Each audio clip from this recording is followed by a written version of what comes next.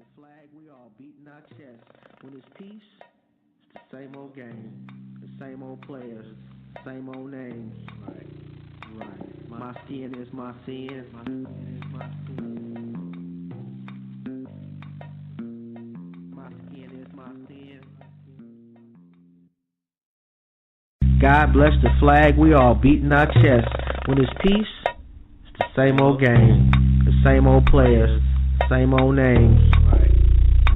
My skin is my sin. My skin is my sin. My skin is my sin. What's good, fam? My skin is my sin. How you doing, Queen? Hey, I'm good. How you doing? Oh, I'm feeling good. So I know you saw the post. Apparently, we all got a little something to say about it. And so y'all know, Amber prior engagement, so I don't think she's gonna be in tonight. But you know, we're gonna hold it down for her. How y'all doing out there? Everybody good? I think we all know the topic today is Black fatherhood crisis. Is it a fact or is it propaganda? You all right over there, Queen? What did you say? I said, you all right over there? Yeah. I'm going to have to go on mute. All right, well, go ahead. I got you. Okay. All right. So here's the deal from my point of view.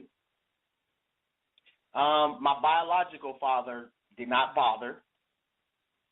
You know, it is what it is. I'm personally, just for my growth, I had to forgive him, and quite honestly, I'm thankful, you know, that at least he had the time to create me, you know, and it fueled me as a father to not repeat that. I did not want to be part of the cycle. And you hear it all the time, you know, black men is horrible fathers, blase splee. You know, we don't do what we're supposed to. We just baby-making machines. And I disagree. I really do. My circle is really small, but the men in my circle are not just fathers, they're excellent fathers. And quite honestly, I'm not going to bother with anybody that's not being a father to their children. You know, will I try to tell them? Yeah. You know, but generally, if you're not being a father to your child, it's not much that people can say, but I will offer some attempt. But I'm not going to stick around for long if you're not doing what you're supposed to do in that particular area. I tried to look up some information on it today. And what I found was there's not much information readily available on black fatherhood. There's a lot of information on single parent households. There's a lot of information about single black mothers. There's not much accurate, well, I won't say accurate, but not much information that was just readily available specifically to the topic of black fatherhoods. But I did find some things.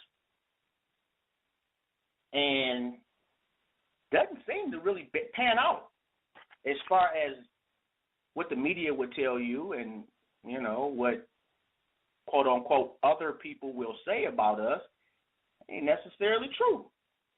You know, so we're going to go to the Pew Research Center, and that estimates that 67% of black dads who don't live with their kids see their kids at least once a month. And that's compared to 59% of white dads and 32% of Hispanics. Yeah, let that sink in for a second.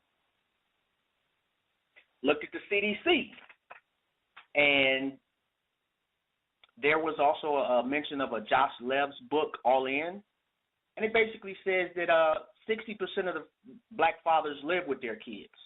Doesn't necessarily mean that they're married to the mother of their children, but they are living in the household. And I think that's getting overlooked significantly, is that they kind of focus on quote-unquote single mothers, and they don't mention the fact that a lot of times single mother, from their perspective, is simply not married. It doesn't take into account that, you know, maybe this couple been together for 20 years. And I, for one, know people who have been together for years who just opt not to get married for one reason or another. But they never take that into account. Let's see. We also look at the National Center for Healthcare Studies. Black fathers are just as involved, if not more so, as other fathers in similar situations. So basically everything that I came across, it contradicted what most people would think is the norm. So I want to say to y'all that this is propaganda. This is some bullshit, and they just using it to make us look bad. Not only are they just using it, it's been effective. It's unfortunate. I hate to hear, brothers and sisters knocking good fathers when they don't really know the whole picture. At some point we got to get out TV and get into some books in this regard, or it's unacceptable that in 10 minutes I could find some. It wasn't, what I was looking for first grade, but it was something. Hey, Queen? Queen? All right, my bad, but I'm going to have to hear you, Queen, because okay, because you got a lot, you was getting a little static in there. I'm sorry, but, your boy was kind of feeling a little bit. It's good. I'll let you know when I'm stopped. Oh, okay. Yeah, let me know when you want to get back in, because I definitely want to hear your opinion if you think it's fact or propaganda. Okay. All right, so let's see who with us today. I saw a lot of people on the post, like I said earlier, and a lot of people got excited. 99.9% of it was respectful. And as usual, I appreciate that, and I salute y'all for being adults about everything. And even when we don't agree, we can do that respectfully, And if at any point you feel that I'm wrong, I'm man enough to tell you that, So let me know. It's a simple inbox will get your point across sufficiently. How many people out there, I want to know, and if you're on the post, I want to know how many people out there are okay with being friends with a deadbeat. How many people out there know way more good fathers than they do bad fathers? How many people out there are sick and tired of hearing the same BS about black men? Because I know I for one, I'm tired of all the stereotypes, but this one stings a lot more because I have children. Now, I'm not with my children's mother, haven't been for a while, a long time. But we made an agreement from day one that irregardless of how we felt about each other, our daughters came first. And we've stuck to that agreement. What I have found, just in my personal experience, is that was a problem for some women. The fact that I didn't have beef with my ex, the fact that me and my ex communicated and we didn't talk every day and we weren't talking like, backroom chats or whatever like that. It was straight up and down, but it was all about doing the best for our daughters. Yet I had women who found that to be a problem because I didn't hate her. That's the dumbest thing in the world to me. First off, if you're with a man that is doing everything that he can for his kids and there's no drama from the baby mama, you should salute that, support that, and cherish that, whether y'all got kids together or not. Because you know what's going to happen? If, in fact, y'all have children together, he's going to be a good father to your kids. But if you spend all your time putting this man down for doing what he was built to do, when it's your turn, if it's your turn, you're going to have problems. You know why? Because you kind of created those problems. And I'm not putting this on women in general. I'm putting it on a few women that have a problem. There's nothing wrong with two grown adults having a kid, not being married, and doing the right thing by their kid. There's something wrong if you want to interfere with that. So needless to say, when that particular situation arose, didn't last long. Not my fault, their fault. I don't have no respect for you at all. And AJ, you got to press 1, fam. And you said my fault. You said you called 3 times. I don't see it, but definitely press 1 because right now I'm looking at the switchboard and nobody has pressed 1, so I don't know who wants to talk or not. You know, the switchboard is kind of lighting up. I see a lot of people listening in. Salute for that. I appreciate that.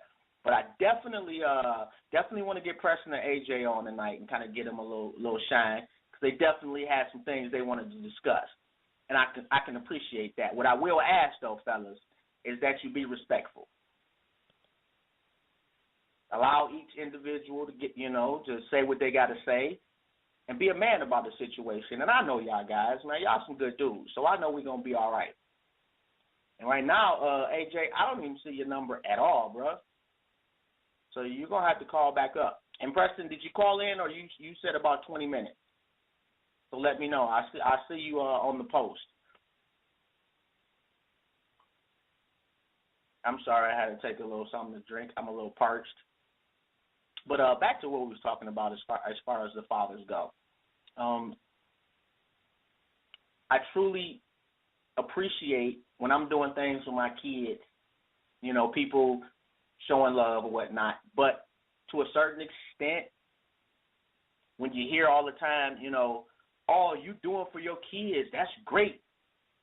I'm fucking supposed to do for my kids. I don't need a cheerleader for that. I'm not mad at that person, but are you acting like I'm an alien that dropped out the sky? I'm not the only brother on the planet doing for his kids. Matter of fact, there's more brothers doing for their kids than not doing for their kids. So I don't need a pat on the back. I appreciate it. I'm not looking for it. I don't do for my kids because somebody gonna celebrate me. I do for my kids because I love my children. There's absolutely nothing on the planet that I would not do for my daughters. And they know that. That's the most important part. My daughter's spoiled, yeah, and they my kryptonite. Okay with that. I absolutely cherish each moment that I get to spend with my kids. I truly, truly do. I cherish each moment I can talk to my kids. Sometimes I just might want to say, what's up? How was your day? But what I do, especially because I have daughters, I let them know how beautiful they are. I let them know every day of every year that not only do they have a father, but they have a father that's riding for them till the wheels fall off and that loves them unconditionally. I let them know the strength that they possess. I let them know that whatever they want to do is possible. Because a long time ago, I decided that any man that was going to take my daughter's hand was going to earn it. And I was going to set the bar so damn high, there would be no question about character.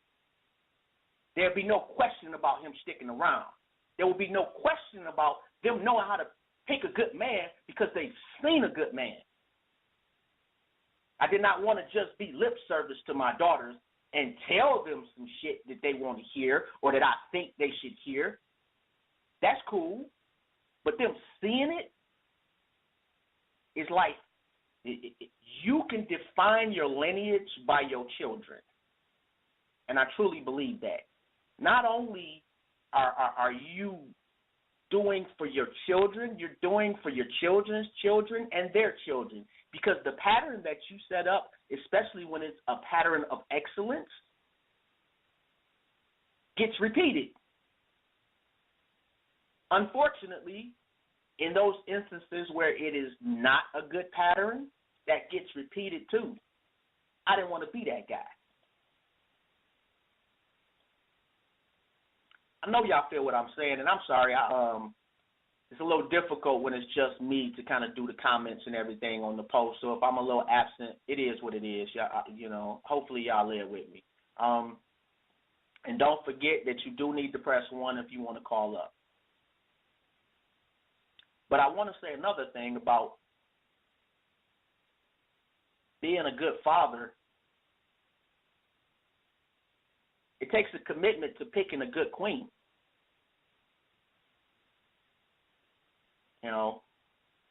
Is that you, as a man, typically we initiate the contact. Hello, how you doing? Whatever the case is. So we typically are choosing.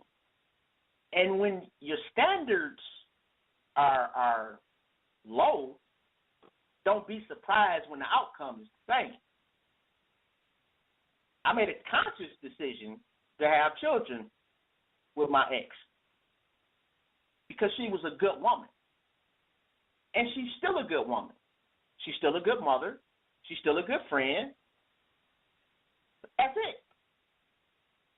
But randomly, and I try to do this, I don't get off all into her life, but I try to do this, as frequently as possible. I just will randomly text her and say, hey, thank you. I appreciate you. Because you are the steward of our ship for our children. And there's some things that I expect out of her. And there's some things that she expects out of me that she should expect out of me. And I don't mind fulfilling that role. Matter of fact, I relish it. I cherish it. So she knows for an absolute fact that at 4 o'clock tomorrow morning, she calls me and says, my daughters need you. I'm 2.5 hours away. At 6:45 in the morning, I'll be there. It's going to take me about 10, 15 minutes to get my clothes on and get in my car. And I'm not saying it just to be saying it. I'm saying it because it happened before. It's sad to say there are a couple of instances where people that have kids that live in the same freaking city and don't see them as much as I see my children. But what I see more is fathers taking their kids to the park, is fathers playing basketball with their sons, is fathers walking through the grocery store, fathers just walking down the street, and that doesn't get shown on TV. You know why it don't get shown on TV? Because it makes us look like normal people. And that's not their intent. They don't want us looking like normal people. They want us to look like murderers and rapists, etc. It defeats the purpose to show us being the kings that we are in a positive light. So there again, that's why I say it's not a fact at all. It's propaganda, And the crazy part is that I got a lot of comments. Oh man, that's horrible, about the title. Oh, that's just horrible what you're saying. Blase split, blase split. But had I simply said black fathers are great, I don't think I would have got half the response that I got. That's pretty sad too. My fault, man. Stop it, Preston. Hey, man, I'm tired, bro. I really am tired of hearing this bullshit about us in one way or another. And if we have to, one stereotype at a time, knock them off, we're going to do that. So I'm not the most politically correct motherfucker on the planet. I'm a regular dude who gives a shit about what happens not only to myself, not only to my kids, but your kids. Your kids is just as important as my kids. Hey, Giles, am I Because off mute? without your kids being freaking... I'm sorry, Queen, go ahead. I said if I was off mute. Oh, yeah, you caught me right in the middle of one. Yeah. Go ahead and finish. No, go. I was just saying that, I strongly believe in it takes a village. I really do. It's unfortunate that society has really stripped us of a lot of our ability to parent effectively, you know. But your kids is just as important as my kids to me, and the reason being is because if your kids are fuck-ups when they grow up, how are my kids going to be happy? So I'm letting you know, it's not the most altruistic, you know, endeavor here. It's some selfishness on my part, yeah. I'm looking out for your kids because in the end, that is looking out for my kids. I want you to be the same way. I'm not one of those parents that you know, you know those parents, you know, something happened and they kids and fucked up, somebody give them a call and, oh, no, it wasn't my kid, blah, blah, blah. That's not me. Know your kids and know that your children are not perfect. I tell them all the time, I know you're going to make mistakes. What I want you to do is make mistakes that we can rectify. I don't want you to make a lifelong mistake. That's why I'm going to ride with you. And I'm going to carry you if I have to sometimes. But I'm also not going to carry you too much because you don't need to be dependent on me or any other man. You know, I want you to find the king. And when you find the king, you goddamn right, they're going to know that I raised my daughters correctly and that they have found not just a queen, but the queen. But anyway, I'm gonna get off my Go ahead, Queen. What you got to say on it? Did you mute me again?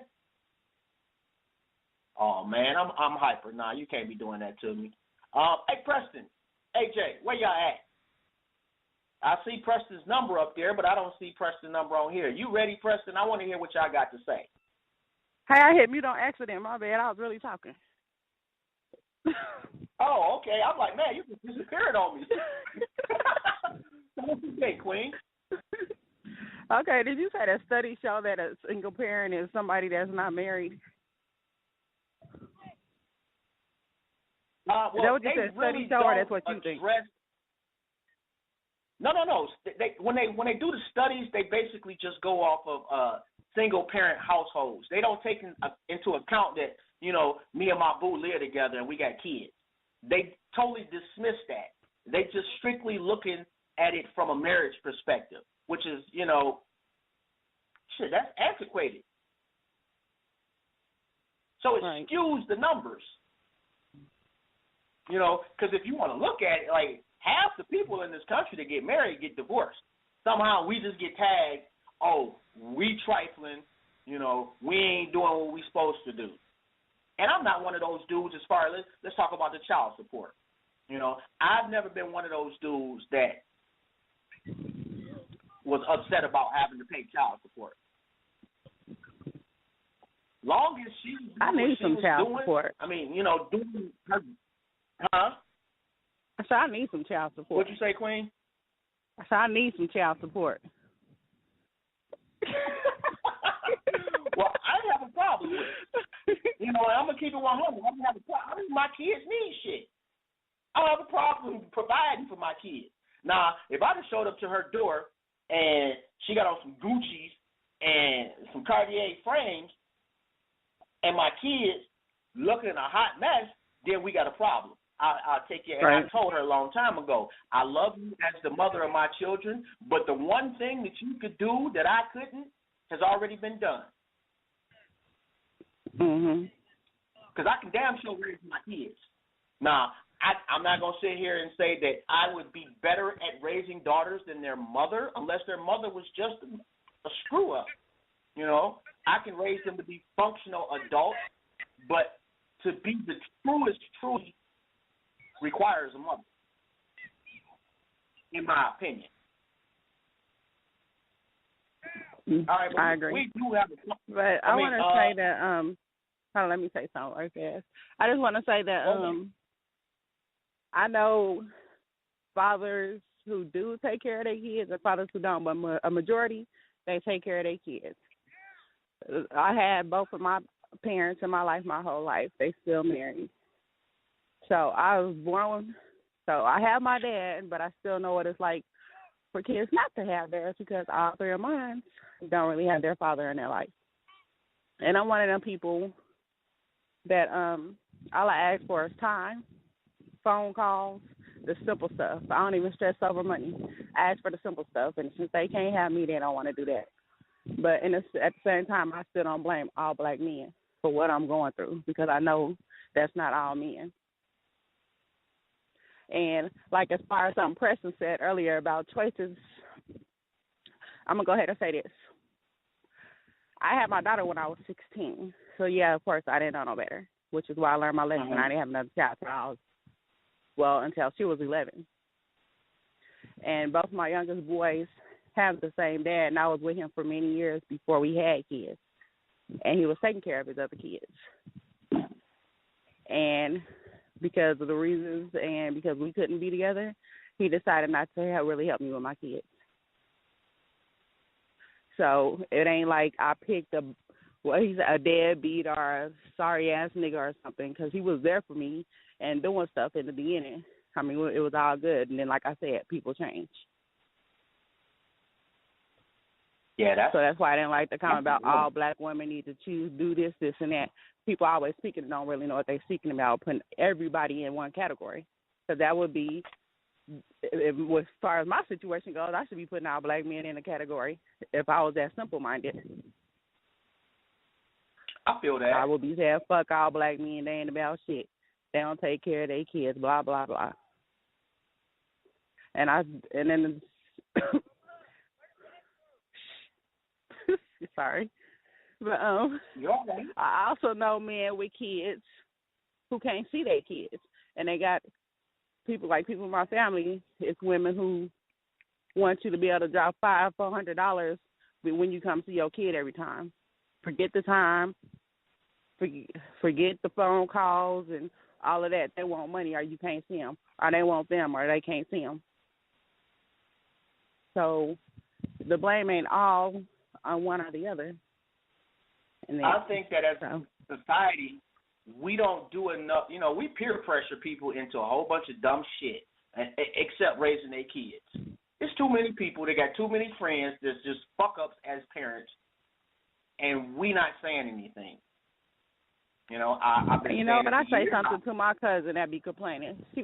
Her daughter be gone with her dad like every other weekend, or he be calling her and all that she want to complain about. He won't give me no money for this. He talking about he ain't got no job and no money. I'm like, she's seeing him. What is you complaining about? If he can't do it, he can't do it. She know who her daddy is. People are crazy. Some people have unrealistic expectations, and some people act like y'all going to be in a relationship forever because y'all got a kid. You know, it's unfortunate. Not everything lasts forever. You know, and I'm not going to knock anybody for having a sour relationship, because Lord knows I done had a sour relationship or two in my life. You know, but right. Is that going to, you know, if we got kids, if we got a sour relationship and we ain't got no kids, well, shit, I'll holler at you. Actually, I won't. You know, you go your way, I go mine. I got no ill will, depending. You know, I might have a little bit. You know, it might be my fault. I ain't perfect. You know, but if we got kids together, at some point you got to have an adult conversation and say, look, you know, I know it didn't work out. I may still love you, or you may still love me. It's not happening, but that doesn't mean that I'm not going to be there every step of the way for our children. And make no mistake, that's one thing I don't like is the whole these my kids. No, they are not your kids, one way or the other. You know, man or woman, they're not just your kids. You know what I hate? I hate people with, I hate when people who don't have no kids, the main ones talking about the choices and what people should have and should have done. And then most of the time, those people who don't got abortions, I had somebody get an abortion. Like you doing all this talking, you don't have somebody get 5 abortions. That'll make you better than nobody else. That's absolutely true. That's a whole nother show. We are going to take this call we got on hold right quick, if you don't mind, Queen. We're going to take 4784 right quick. What's good, Sam? Yo, what's up? Yo, what's going on? Man, I saw my daughter when she came out on the back porch. I gave her a hug because of what you were saying, man. Come on, man, stop it. I'm actually dead ass. I gave her a hug, like, man, I love you. That hit me. That's dope, fam. That's what's up. This is Preston. Yeah, this is Preston, man. I'm waiting on your boy. He was talking a lot of cash shit. Where you at, AJ? I seen you said you called. I didn't see the number, bro, but we here, and we seen you get on the phone, Preston. It's like the worst kind of debate. It's like the worst kind of situation I'm about to have right now. Like, I'm about to argue and disagree over fathers, and I'm a father. I'm like, man, I had to check myself on that, like, real quick. I would say it's not all bullshit because I lived it. It's true shit to it. It's not propaganda. It's true shit to it because I lived it. But it is propaganda because they do try to demonize black men like we are not fathers. So I'm on both sides of the coin. The reason why I say that we are most bitch-ass niggas is because I look at it from what my cousins and my sisters went through when I was a teenager. Like, my cousin she ran away from home when they found out she was pregnant. And for the year that she was gone, her baby daddy locked her in the attic, beat her, abused her physically, raped her for years on end. When she finally left, she was not the girl that she was when she left, when she came back. And she's been suffering from that ever since. And she came back she left with pregnant. She came back with a baby and another kid on the way. Wow. Another situation is my sister. My sister had a boyfriend, got pregnant at the age of 14, and it was okay. Everybody was taking care of it. Everybody was good. And I don't know what the fuck happened to this dude. He just switched. And it was like my sister still was in denial, even though he stopped. It was until my niece's first birthday ever when she realized the nigga was It's all the way around. That's all I want to get out. What you? And the sad part is that on my niece's birthday, they live directly across the street from us. Like my room can see their room. And they was all over there and they never came over there. And to this day, he has not seen his daughter. And she looked just like him. Wow. Another situation, which is probably the most painful, is that my cousin, God rest her soul, she died. This bitch ass nigga took her kids from her, and she been looking for them for 5 years. The fucking first time they saw her is on her fucking deathbed. Wow. And the only fucking reason he did that is because, she had a boyfriend, but he had a fucking girlfriend. So he just took them. The whole family, his whole fucking family just lied. She spent years looking for them 2 kids. And she never saw them again. And so when you say shit like, black men is deadbeats, it's some truth to that shit. Not all men are deadbeats. Not all of us are deadbeats. But there's some truth to that shit that we are. Some of us are. But not all of us. They just demonize us as shit parents.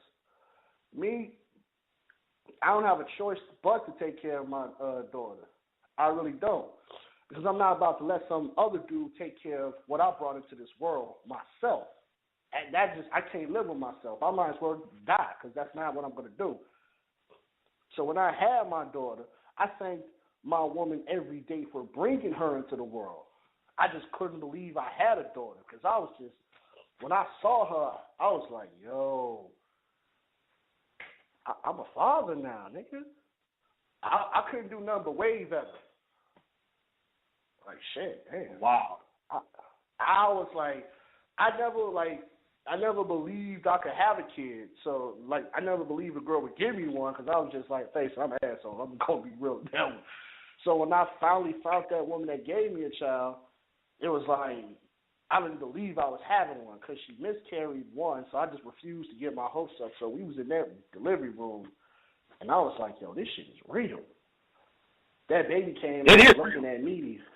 The baby came out looking at me, and I was like, first thing she saw, and I was looking at her like, and I was just like, yo, this shit is like, I'm a father now, dude.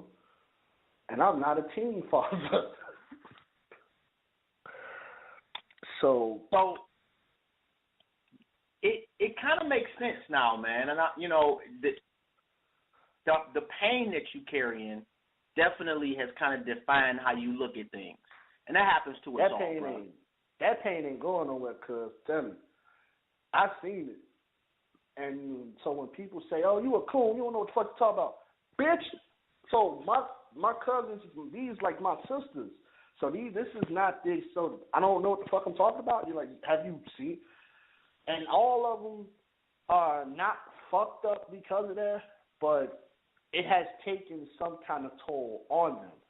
So me scared, I don't want to be that type of dude to the woman that gave me my first child or any other woman like that. So it scared me to straighten up, take care of what's mine. And so even if I'm not married or... Yeah, go ahead. Let me ask you this, though. You don't think that whether you realize it or not, that the longer you hold on to that pain, that to a certain extent you pass that pain along to your daughter? I believe that, but I'm going to try my best not to bring that up. I will try my best to either let it go, forgive, and move on, or to explain to my daughter that it's real out here. And you cannot believe it. You cannot take a dude's word. It has to be by actions. If a dude is showing you that he will never hurt you or nothing like that, and he will always be there for you, and he's going to hold you down, and he's not going to be scared to let you shine, he's never going to feel no insecurity, then you're supposed to support that man because he's supporting you. But if he just don't bullshit, you just going to go about that now, because that wasn't what your father was like. So it is hell. It is hell, especially when I was an uncle before I was a father. So I didn't even want a daughter, to be real with you. I seen all the shit my niece and my sister was going through, and I was like, yo, God, please don't give me a daughter. Just whatever you do, just not a daughter. Let me have a son. Just no daughter, because they're going to go through. I got to really teach this girl. And I got a daughter, and I was like, fuck. Now I got to teach this little girl. Hey, look, my niece was as close to a daughter as I ever wanted.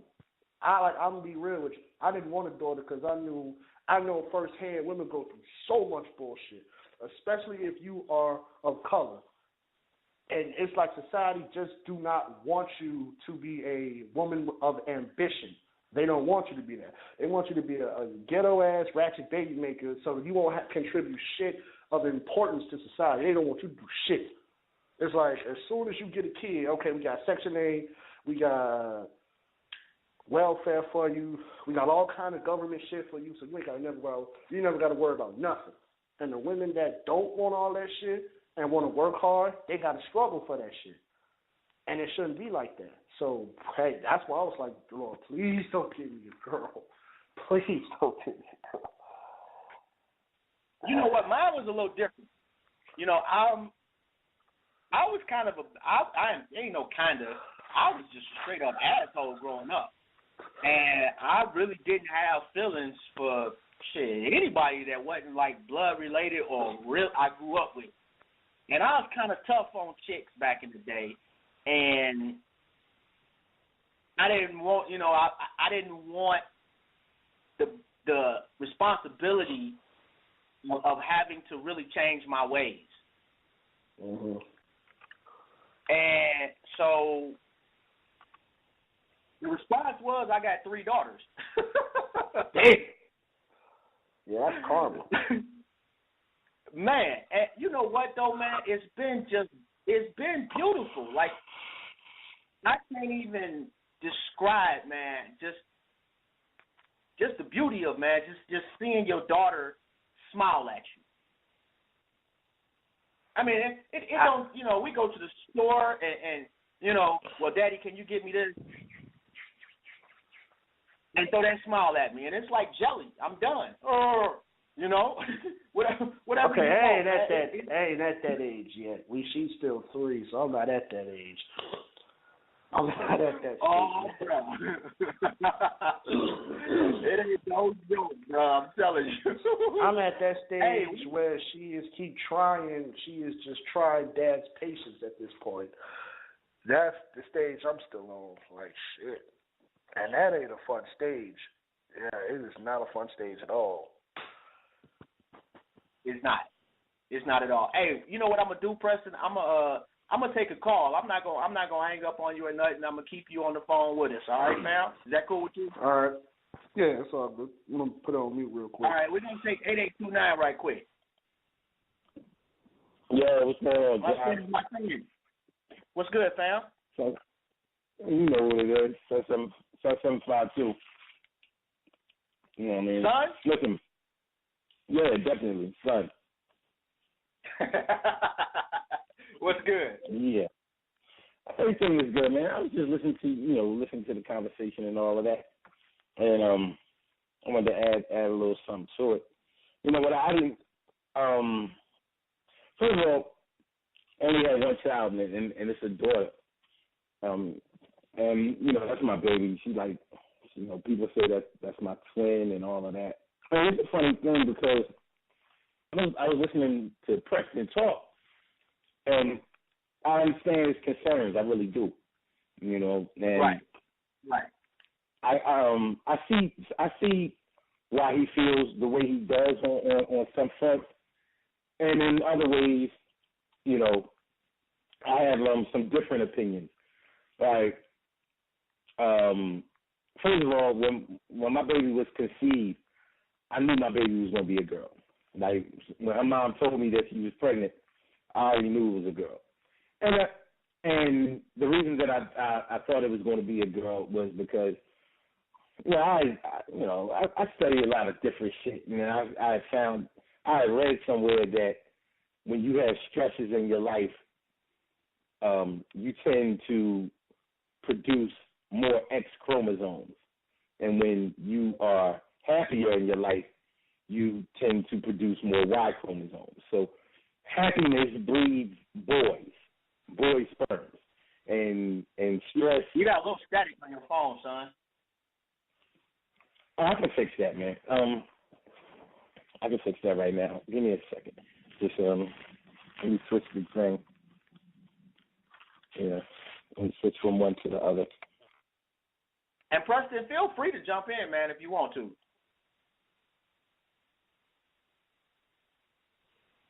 Yeah, what's up? He fixed his phone by hanging up on us. All right. That wasn't me, son. That was your phone, bro. I don't know. But I do want to say this. Preston, is that, like he was saying, you know, and you catch a lot of shit, man, and we talk about it. And I try to tell people, you know, on the real is that, you know, you're not walking in his shoes, and I really don't think that he hates black people by any stretch of the imagination, you know. But it really, really does help. It's horrible that you had to go through that type of shit and that your family did, you know. But I think it's good that people can kind of see where you're coming from and why you feel that way. You got a lot of things that went on that was just fucked up. That's beyond what most people experience, bro, by a long shot. That shit with my late cousin, that shit happened like almost 3 months ago. So that's why the pain's still there, because that shit just happened.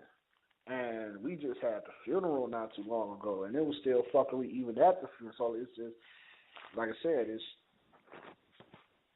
and it's bullshit all around. Me, myself, personally, I say shit that regardless if you agree with it or not, it needs to be said. And I don't mind looking a certain way when I say it. Everybody else might be scared to be viewed as, like, let's say, quote-unquote, cool. And I just found out some shit about somebody that really makes sense now. But I'm not afraid of that shit. And I come from it, so I can speak on a lot of other shit about it. If you're not really from that shit and you just speculating how is you going to knock somebody's opinion who come from it, that's the only thing I'll be, like, kind of laughing at so hard. How you going to knock my opinion and you know, and is you from the shit we from? Or is you just studying about the shit? That's my thing. And that's why, you know, I get kind of tagged, you know, I'm Mr., you know, I don't know, like I'm Switzerland or some shit, you know, and that's because I know for a fact where I came from, not only as a person, but as a man. Man, I mean, I done been shot at. I done been in the streets. I done had all type of shit occur in my life, and I was able to overcome that. So I try not to just look at a person's action here and there.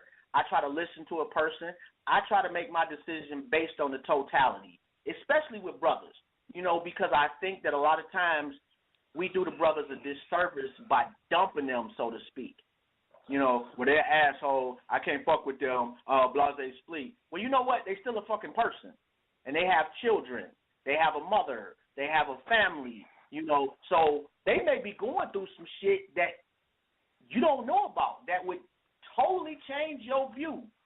But because somebody says something that you don't like, you kind of cut them off, and they internalize that, and it makes them colder. So you actually are doing them a disservice, not only them, but society at large, because you're not taking the time to realize this person has a story. Hey, but we're going to take another caller right quick. I know you are on hold, son, but let me get to Thomas right quick because he's on 6395. All right. Hey, fam. Thanks, folks, for taking a moment to conversate with me and allowing me to be a part of this discussion. I'll tell you real quick about myself. I had a daddy. My father was in the military. He's in the Navy. And I grew up with a dad, and I understand what that's like. He was a really religious man himself. And he taught me a lot about being a man and about being responsible, about my responsibilities. I have 4 kids myself right now. My oldest son, he got his first medical degree last year. He's going to be a doctor, actually out in the field helping people within the next 12 months. Okay? My second and third, they're also both on their way to doing big things. They're both going to school. And it wasn't easy to get done, but you know what? It got done. And me and my wife, we had to go through quite a bit to get us to where we had to be. And I understand that, you know, a lot of people have a lot of trials and tribulations and things that they go through when dealing with their kids. And, you know, when we first have kids, especially if you're young, you know, there's no rule book that tells you you need to do this and that to get things done. You just kind of have to fly by the seat of your pants, and hopefully things are going to turn out the right way. But I need to tell all y'all, you know what? Have a little faith in yourself because you can do it. You can do it, and you can make things right if you just try. Make right decisions. Make good judgment calls. You know what? You got to be responsible. You got to be there. That's most important. You got to be there.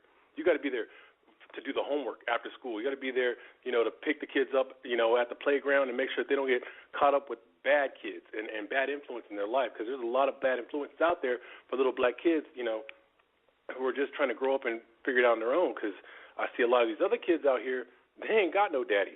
And you know what I see? I see mommy, she goes to work. She's doing 40, 50, 60 hours a week at work, and daddy nowhere to be seen. Meanwhile, you know, when she's at work, you know, who's watching the kids? That's daycare, aftercare, you know, your mom, your sister, your cousin, your auntie. And you know what? Those people are secondary, tertiary. They're like third row. They're in the back. They don't really love your kid like you love your kid, okay? Because when you love your kid, you're going to make sure they don't make mistakes. They don't, you know, make these bad choices. But, you know, somebody who's just a babysitter, you know what? They really don't give a damn because they're just waiting for you to pick the kid up and, you know, pay them their money so they can get back to doing what they got to do. I don't care if it's your mama, your grandma, your auntie, whoever it is watching your kids. It's not the same as mom and dad being there doing that, because mom and dad, they don't go home. Mom and dad are here all the time. Mom and dad are always watching you. Mom and dad are going to be there from the start to the end. And if you were there as a parent, I'm telling you, I can testify to this. It will work. It will happen. It'll make it happen. You just got to be there. So let me ask you this, Thomas. So I'm assuming that you believe that this is definitely not true with respect to black fatherhood. I'm proof it's not true.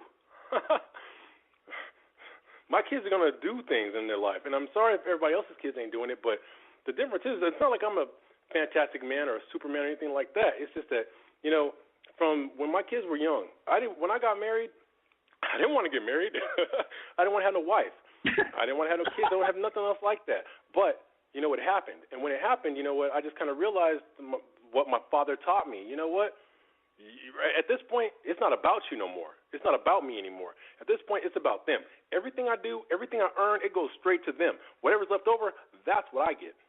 And you know what? It's paid off for me. It's worked out for me because you know what? It turns out that, as I'm out there earning and working and doing what I got to do to get things done, I have more than I could have ever dreamed of for them. I was able to go out and get a house, get a car, get a second house, get 2 and 3 cars, get a better job. Because the way the world looked at me once they saw me being a responsible man, they gave me more credit as a man. They saw me as, look, this dude has a family. This dude is doing things to get himself ahead. We want to help him try, help him do better. And it's always panned out. That's awesome, man. It just makes me, man, just from one brother to another, man, thank you, to both of y'all. And to all the fathers out there, I truly, man, I love it. I would much prefer to have a conversation with some real fathers, some real men, some real brothers, as opposed to a bunch of BS going back and forth over really nothing, But we need to see it, and we are proof. Every day you wake up as a father and you on your shit, you are a testimony. You don't have to say a word. Yes, sir. I'm telling you this, man. There was some times when my babies was young where I was sitting there looking at $20 in my bank account, and I got to live another week and a half. I don't have money to pay the gas bill. I don't have money to put it in my car. I don't have nothing to buy these kids, baby formula, diapers. I can't pay the daycare people. Somebody's going to get put off. But despite all those trials and tribulations, by me hanging in there and trying, it turned out that I had a lot more chances and options than I ever thought, because when I was at my lowest point, that's when my family came through. That's when my mom came through. That's when my dad came through. That's when my wife's family came through. My wife's mom would drop us down $200-300 like nothing. She'd be like, "Oh yeah, I was waiting on this to happen. Here you go, no problem." I was like, "What?" I didn't expect it to happen, but it happened. And these things happen. There was one Christmas, it came on Christmas, I was behind on all my bills. My wife's mother, who I don't even like her, not even a little bit, but she came through and she just dropped us like $800 right then, right there. She was just like, "You know what? Go get them babies' presents. And you ain't got to tell them it's for me. Just go get them babies' presents." And then the next year over, you would think I learned. You would think I would have saved some money. I didn't. But then that's when my parents came through. My parents were like, "Oh, you know what? Gina," that's that woman's name. They said, "Gina did it last year, but we're going to do it bigger this year. So I'm going to give you guys $2,000 to make it happen." And I was like, "What?" Because at this time, me and my brothers, we all grown men, But, I'm the oldest of my younger brothers, which at that time I was about 27, 28 years old. But I had a good job, and I was working all the time, but I just could not make the ends meet because I was trying to pay for all these kids at once. I got 4 kids. That's a lot of money to come out your pocket every single month. The kids don't stop charging you. Every time you turn around, somebody needs new shoes, somebody needs new clothes, they're hungry, they need some, vaccinations or something. School, camp money, everything else. Every time you turn around, there's just more and more money. It's just like my paychecks disappear before I ever even get them. But still, it all worked out in the end.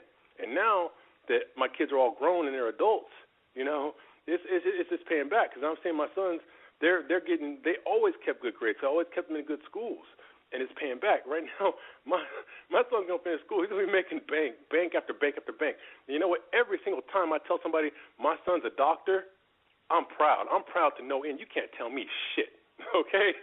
Because I know I've done a good job as a father, and you know what? It shows through my children. That's a beautiful thing right there, man. That's man. Yeah, and salute to your son too, because that is not some easy shit at all by any stretch of the imagination. You know, not only does that take a great family to help you out. I mean, not to say that you can't do it without a great family, but it makes everything in life a little bit easier when you got especially a good father in your life. Yes, yeah, sir. salute. Well, yeah, salute for the folk kids, though. The greatest lesson my father ever taught me was that no matter how bad you mess up and no matter how bad you think the situation is, you can always make a bad situation worse. He said, don't cut off your nose, in spite of your face. He says, even when things are looking at their worst, don't give up. Hang in there. You keep trying. Just keep on going. And I can't tell you how many times in my life that saved me, that advice. But I can imagine there are kids out there who ain't got no daddy to tell them that.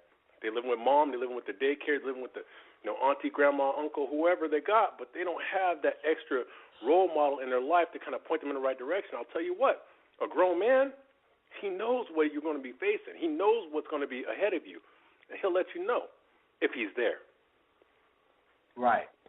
And, I never really, up until a couple of years ago, and like my daughters, they have a older sister who is not mine. Absolutely love her, great person. But I never really thought about necessarily, how people view me as a father.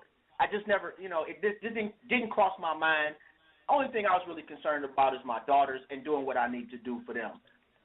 But a couple of years ago, she told me, she said, I've been watching you for years, and my daddy lives around the block. You live 3 hours away, and you see them more than I see my daddy. And that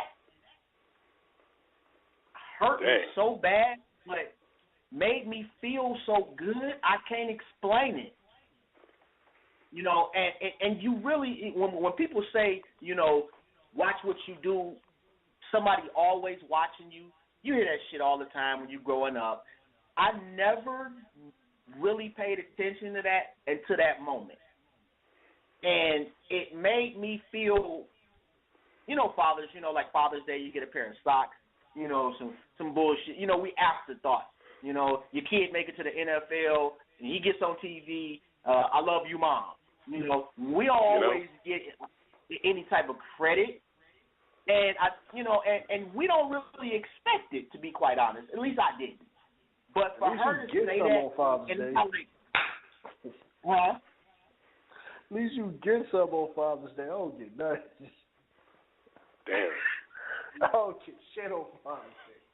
And I'm the one buying everybody for Mother's Day. That is a lie, man. Your daughter's 3, right? Yep. On Father's Day, did she not come up to you and give you a hug and a kiss? No. My daughter is Are you in kidding her tablet me? My daughter is in her tablet at the age of 3. She don't care about nothing going on. She don't care. Like, she'll give you a hug when you come in the door. Daddy, hug. All right, good to have a seat. That's pretty much it. She in her tablet. Like, she in her tablet right now. Well, I tell you what, I got man, a daughter myself. Okay? And my daughter, she is always trapped in her feels, like, all the time. She don't ever stop being emotional. I think she was born emotional. But she ain't like my boys. My boys, they ain't ever had a problem expressing themselves. They, Dad, I love you. Dad, thank you. Dad, whatever. And as far as presents and Father's Day presents and Christmas presents and birthday presents, I'll put it this way.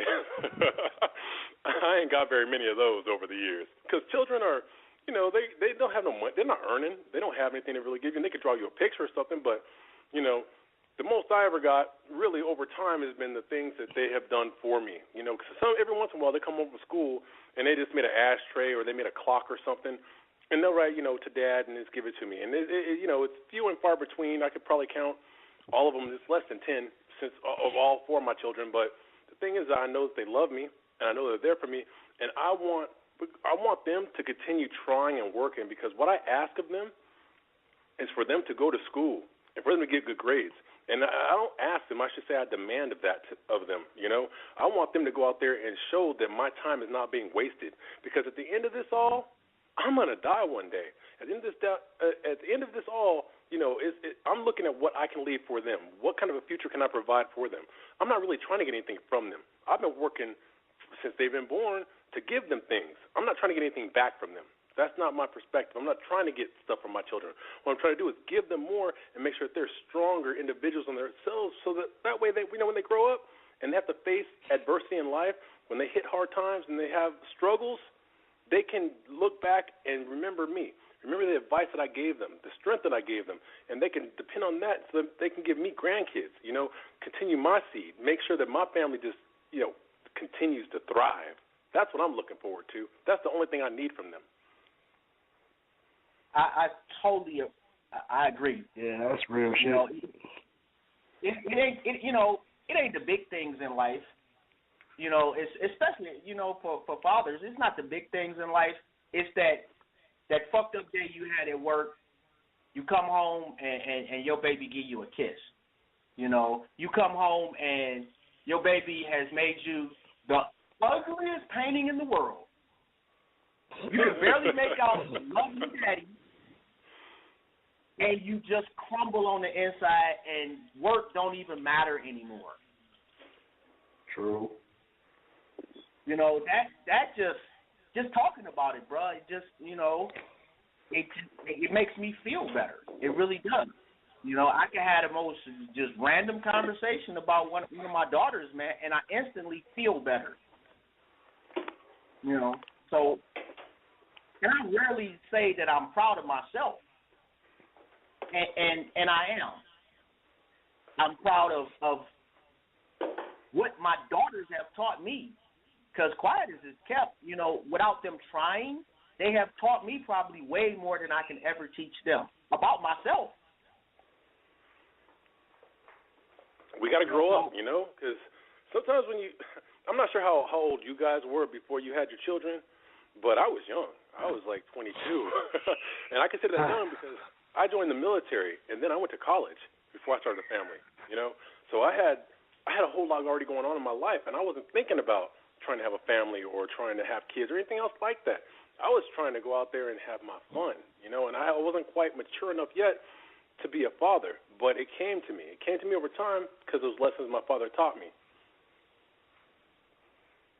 They definitely matter, man, and it was difficult for me in that I had to kind of teach myself some things as far as being a father, but I had a woman who was disciplined enough and helpful enough to realize that, yeah, we're not together, but we'll always be in the same boat with these kids, with our kids. I don't want to say these kids. I'm sorry, but with our, with our kids, you know. Right. And so I give her credit because she helped me a little bit too along the way.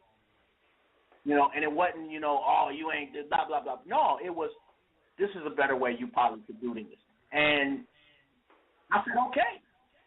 You know what? That's a good idea. Let me try that, you know. And vice versa. There have been times along the way where I had to say something to her, and I didn't go off on her and be like, oh, blah, blah, blah. No, I didn't.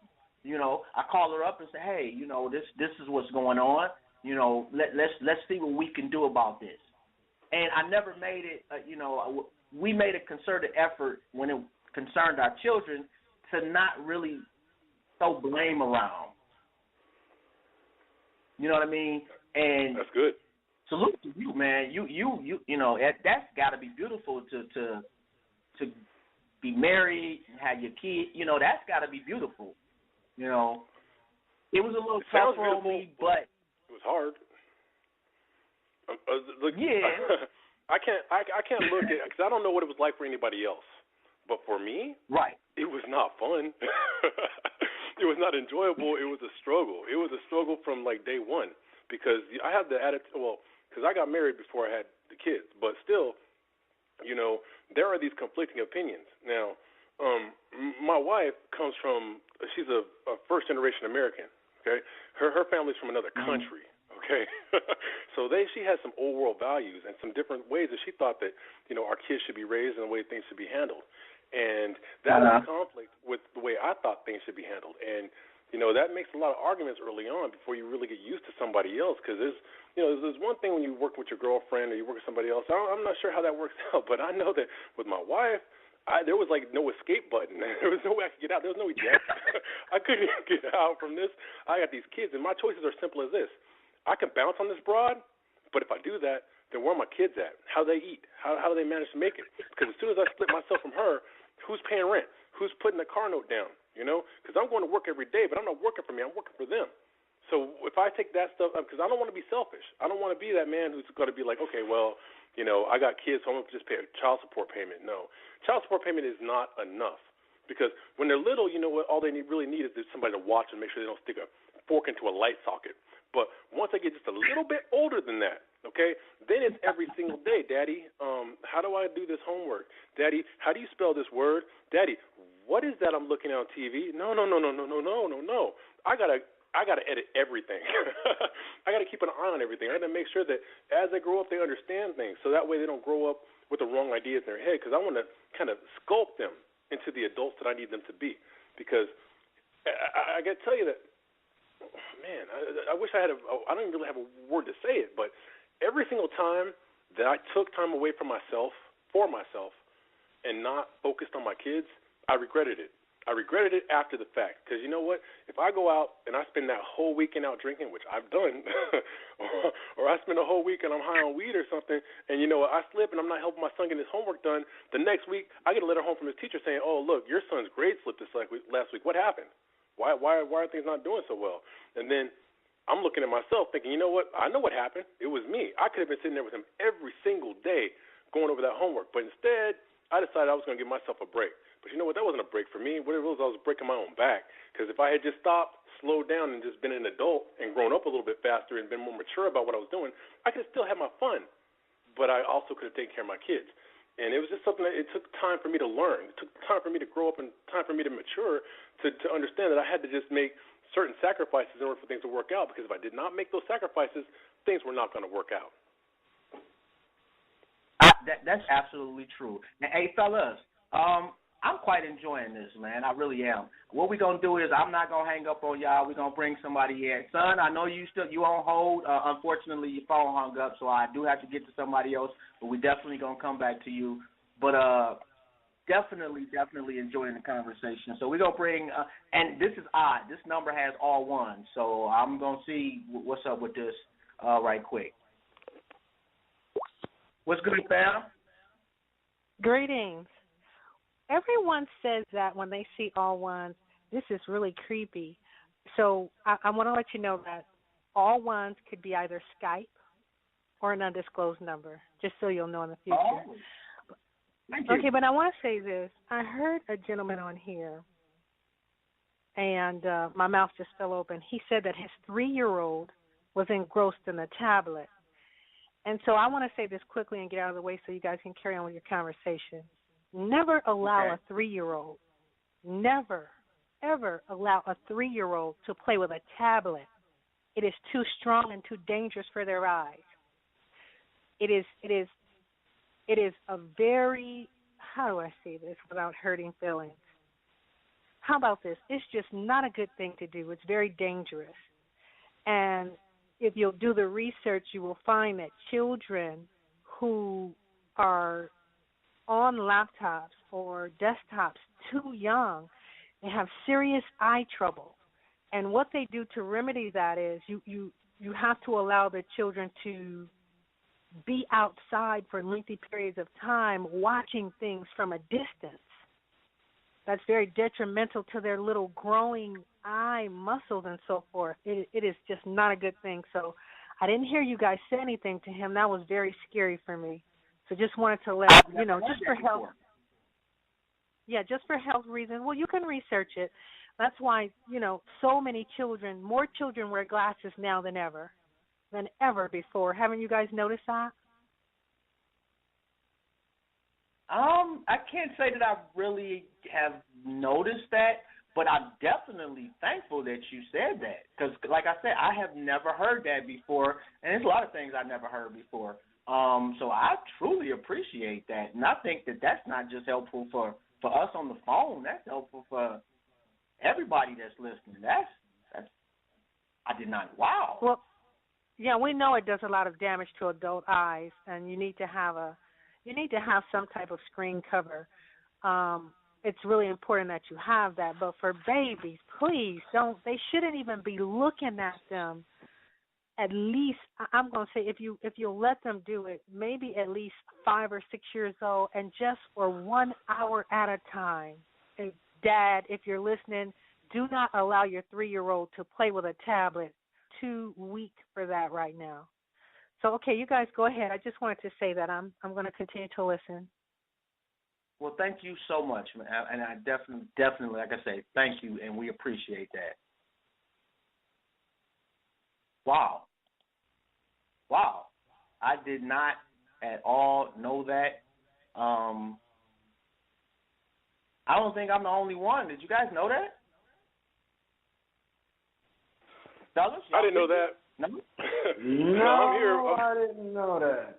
That's why I was like, My little boy used to play with the Game Boy, the old school Game Boy, the one before it was a color. And you know what? That boy has to wear glasses. I wish I'd known that before. Damn, I'm glad she told me now about to stop that shit. Like, hold on. I didn't even know that. Right. Like, shit. Like, whoa, so wait, I thought I was giving her a better opportunity than I had. I didn't know I was hurting this shit. Hold on. Let me stop now.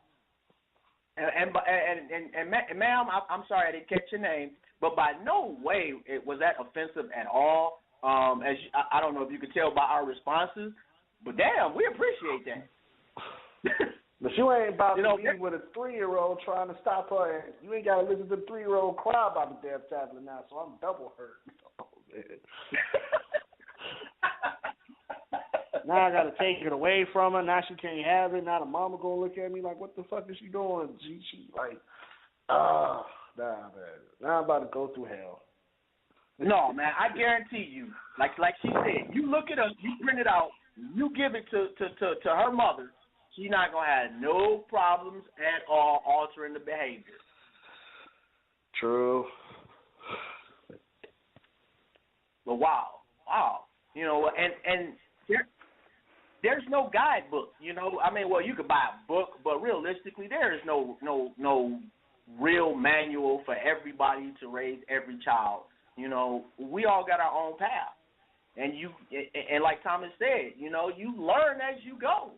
And I don't care how many kids you have, they have different personalities. So you may have, like a set of rules per se, but you got to learn your children as they grow up. And you have to learn yourself and how you interact with that child. Just because, I learned a lot, a while ago, especially with my 2 youngest daughters, that I can't tell the same joke to both of them. Like I can crack me and my youngest daughter go ham. We can crack on each other, talk all type. She is like me in a skirt. My middle daughter is a lot more tender. And I can't necessarily, me and her was like, she cracked a joke on me one day, and I cracked a joke on her back, and she started crying, bro. I never forgot the look on her face, and to this day, thinking about it makes me want to tear up. Because I couldn't fathom that my stupidity brought pain to my daughter. Well, and I didn't even think it was stupid at the time. You didn't know better, though. You didn't know better. I did not know better. I mean, look, trust me, I learned so much myself from having to have a daughter because I was insensitive. I was a really insensitive man. And I had no clue that their feelings were so damn intense, because I'd be saying stuff and joking. I called one of her little friends fat, dude. She got mad. We were at a restaurant. She was about, 12 years old. I called her friend fat. She got mad, stood up at the table, walked outside, and started walking home. that happened. It does happen, man. We you learn as you go. You know. We're gonna take another caller right quick. And it's just I hate to do this, man, but the switchboard is kind of blowing up, so I'm trying to take them in order. We're gonna take 1275 right quick. What's good, fam? All right, good. What's happening, everybody? Nothing much. What's good with you? All right, loving the conversation. Just wanted to add my little piece to it. I think that the black fatherhood crisis is definitely a fact. There's no propaganda about it. Explain. We listening. Okay, I'm about to elaborate on it. I mean, look at the incarceration rate. Look at the guys that have little or no education. You know, you have to factor in all those things, and that definitely takes a hit at the availability number. So if the guys are not there and they have children and they're not available to be fathers, then I think that definitely influenced the fact that it's a crisis. Sorry, put me on hold for a second, okay? Okay. All right. I definitely disagree as far as it being a crisis. And I think that it's not a black fatherhood crisis at all. I think it is we having some issues in this country with fathers. We are definitely being hit harder because we can't overlook the systemic intent to keep not just black men but black people down. But I do think that despite the incarceration rates, which he's absolutely correct about that, you know, I disagree with the educational factor. You do not have to be a doctor to be a great father. You don't even have to have an education past the third grade to love your kids. Loving your kids and showing that love is showing up. It does not require much beyond effort in that aspect. It does require that you are able to learn some things about your children. I don't know necessarily if you need to be all that educated to learn your children. So I don't think it's. I think it's a crisis, and that's the key word. I think that personally, I think that is an intentional verbiage, so that we will all, not just black people, but the whole of the United States and abroad, will look at us in a negative light. Are there some fucked up situations? Absolutely. Prison is just, it is really, really, really, it's killing us. It really is. But I think that compared to the fathers that are actually there and in their children's lives, there is definitely more fathers involved, in my opinion, and from my personal experience, than not involved. Not only that, what people fail to realize is that at this point, black women are having less children than basically they've ever had. You know, so that also kind of decreases the potential for a crisis, if that even makes sense.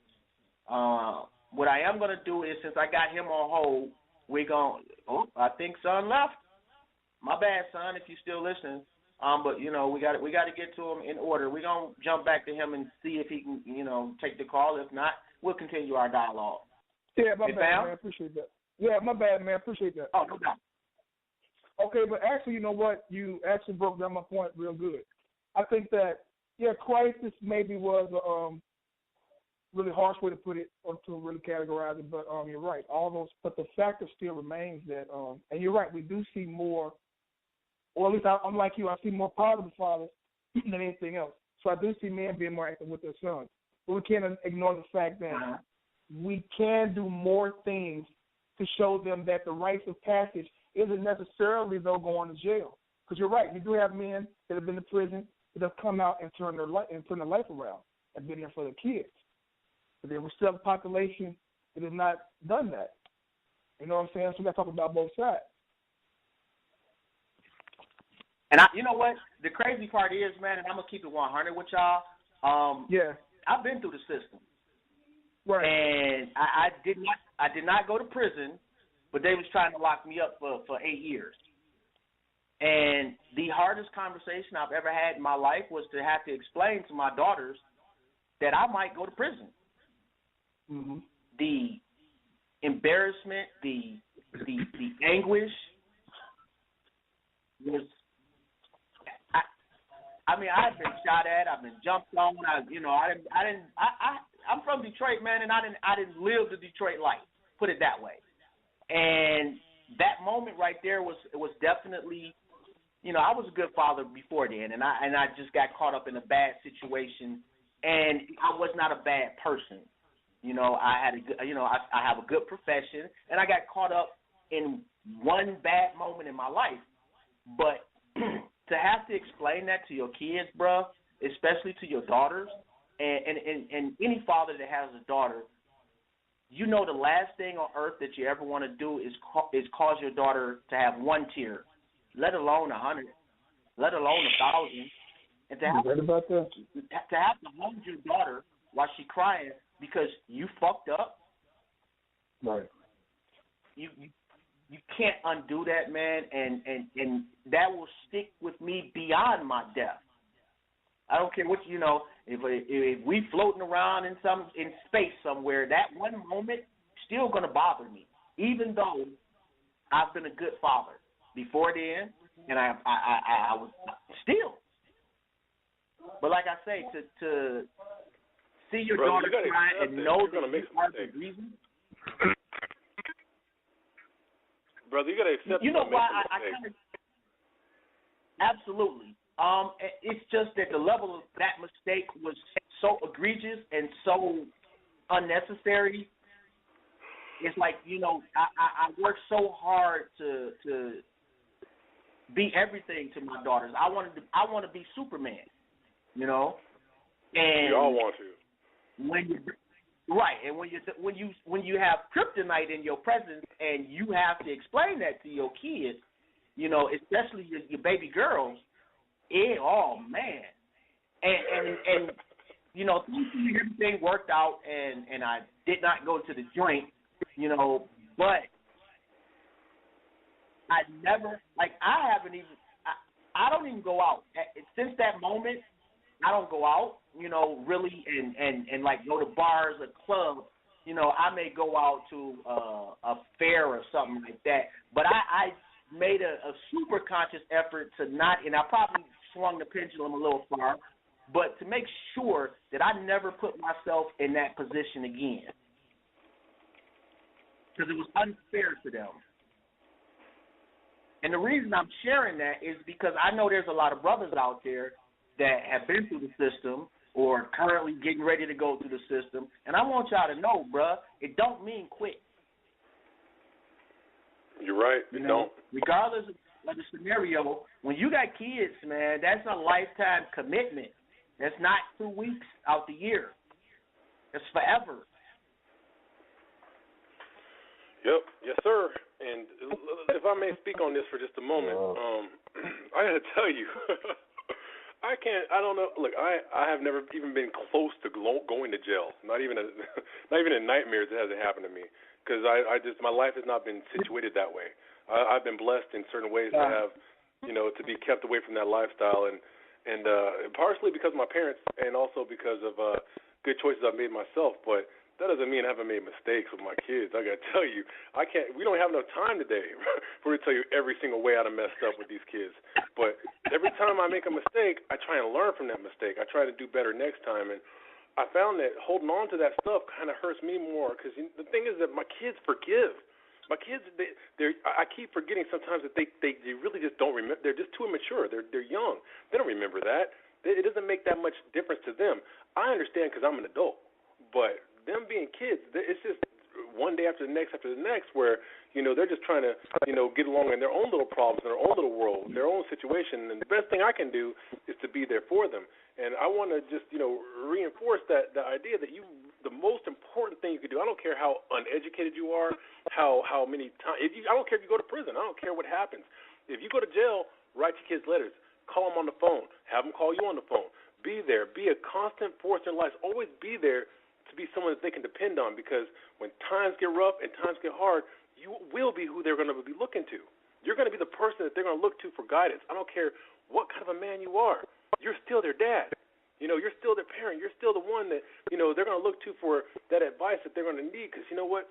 None of us know what we need to do next. But you know what? When you have a good, strong parent in your life to kind of give you just that little bit of guidance, that little bit of just direction to help you go that on the right path, that's just enough to get you there. Because you know what? Kids are not stupid. Kids aren't dumb, and a lot of times they can figure things out for themselves. But sometimes, no matter how smart you are, no matter how hard you work, it's just not going to be enough. You need help. Absolutely. And I will say one thing, though. Kids do remember, but I think they remember, especially with your father, you tend to remember, like I say, you Superman to your kids. So they look at you in that vein.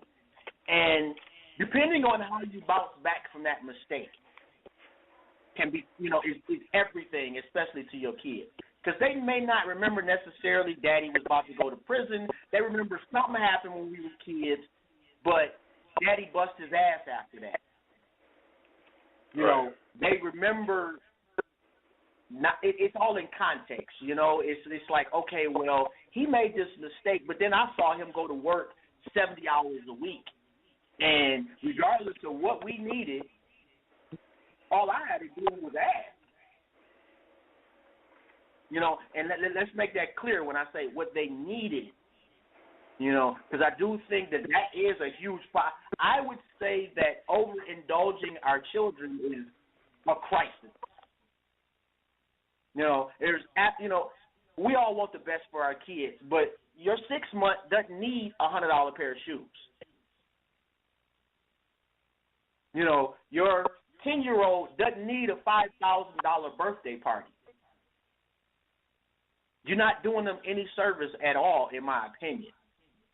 And I'm not saying that you need to go out and get, pay less for your kid. I'm not saying that your kids should not have nice things, but they also need to know that there's a process to be able to afford those nice things. And if you skip teaching that process, then you end up raising a needy child with expectations that are unrealistic. And I think that's what we're seeing now. Is that, like you look at all these videos and you got a lot of kids, oh, well, your shoes only cost $50. Yeah, but that kid with the $50 shoes got a 4.2 grade point average. You know how you get a 4.2? It's because you're taking AP classes.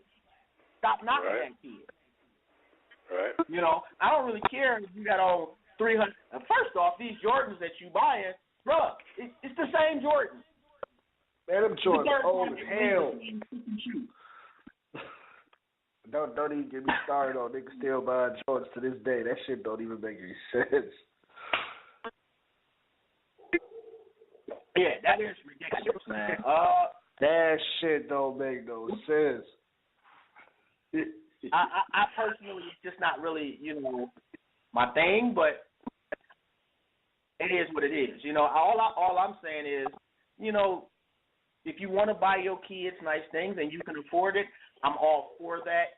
But you definitely, you teaching somebody discipline and a work ethic is a lifelong gift.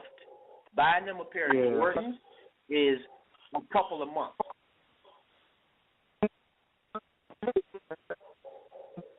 Children can appreciate that.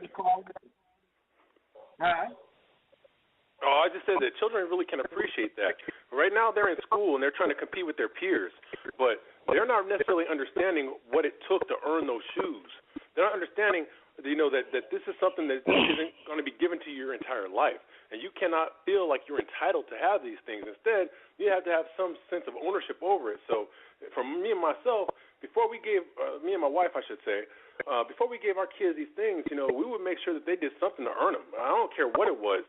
You're going to have to go out there and mow the lawn, do some dishes, pick up a chore, start ironing your clothes, start, shining your shoes, something before we give you this or that. But we want to make sure that you understand that whatever you're going to be getting in life, it's not going to be handed to you. Not from me, not from the rest of the world. So get used to it now. Absolutely true. And you know what? That makes me. There was a Cosby Show episode where they made Theo basically purchase everything with Monopoly money. And as trivial as it seems on the surface, huh? That's my favorite episode. You say that's your favorite? My favorite is the Gordon Gartrell, but that's a whole nother ballgame.